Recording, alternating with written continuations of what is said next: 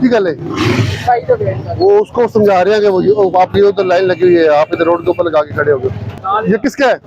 आपको पहले ये बात सुनो, आपकी जो ताजर यूनियन है उसके साथ हमारी कमिटमेंट हुई है कि आपने ये जो रेड है ये शाम 8 बजे के बाद बुलाना है।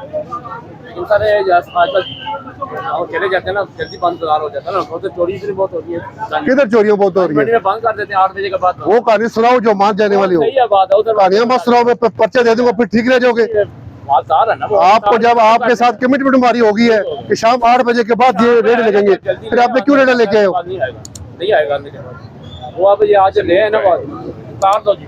चलो सामान ले जाओ, उधर से सामान समेत दे जाओ, ले जाओ, मूव करो ना, मूव करें, रोड ब्लॉक करें। उठाओ इसको, मैं तुम्हारे को पर्चा दे दूंगा, लाओ उसको।